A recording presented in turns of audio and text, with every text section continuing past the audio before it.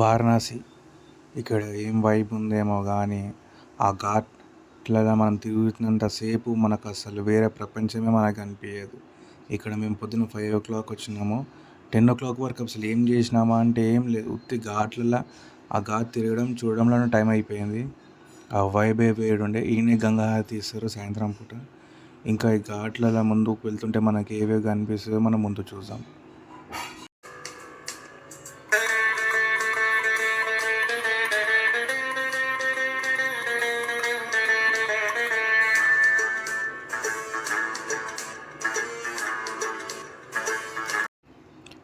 ఇక్కడ ఎప్పుడెప్పుడైతే తెల్లారుతుందో ఇట్లా sun rises అవుతున్నాయో ఆ బిల్డింగ్ కలర్ కానీ ఆ ఘాట్స్లో ఉన్న మత్తు అంతా వెళ్ళి కొత్త వెలుగు వచ్చినట్టు ఆ బిల్డింగ్స్ కానీ గోల్డెన్ కలర్, ఆ స్టెప్స్ అంతా నీట్గా ఋషులందరూ లేచి వాళ్ళ పనులు చేసుకోవడం కానీ, ఆ షాప్స్ ఉన్న వాళ్ళు షాప్ తీయడం కానీ, చలి మాత్రం బీభత్సంగా ఉండే.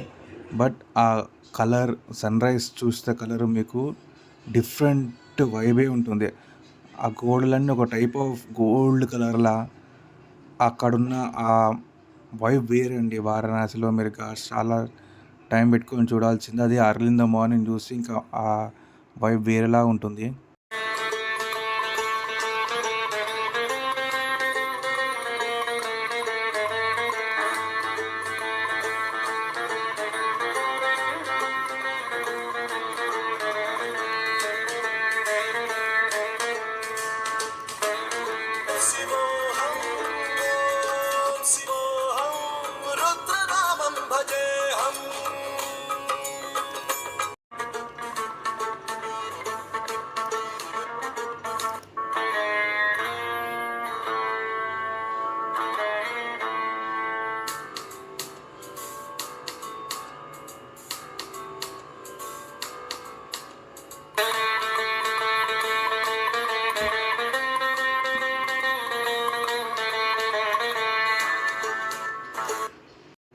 ఇక్కడ ఒక్కొక్క ఘాట్కి ఒక్కొక్క విశేషం ఉంటుంది.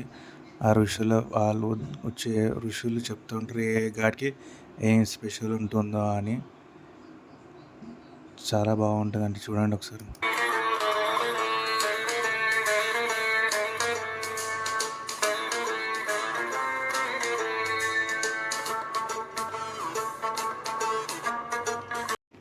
ఇక్కడ పొద్దున్న 6 o'clock స్టార్ట్ అవుతూనే ఉన్నది షవల్ కాల్చడం గంగా రివర్ దగ్గర. అక్కడ మేము షాక్ అయిపోయినాం, అసలు మనుషులలాగా లేకుండే.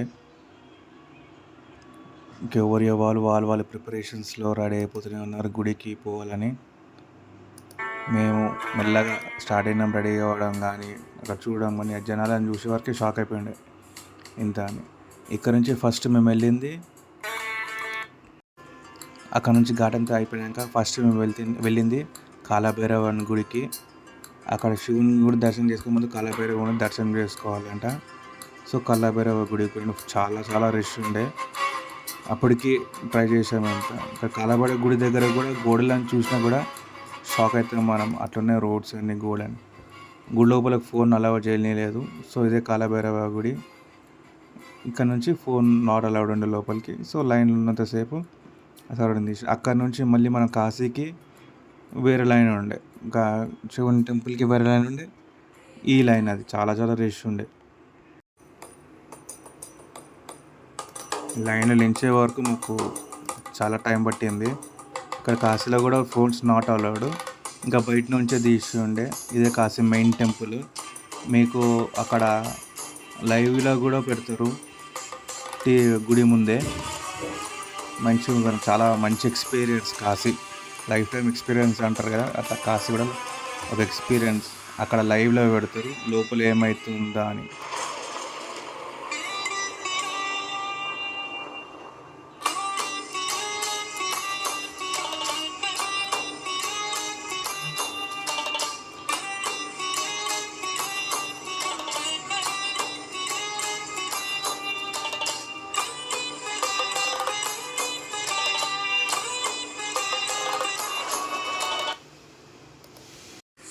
సక్సెస్ఫుల్గా మేము దర్శనం అయిపోయింది మాది. మళ్ళీ ఎక్కడనే బయటికి వచ్చేస్తుండే ప్రసాదం తీసేసుకొని జై భోలేనాథ్ అనుకుంటా బయటకు వచ్చేసినాము.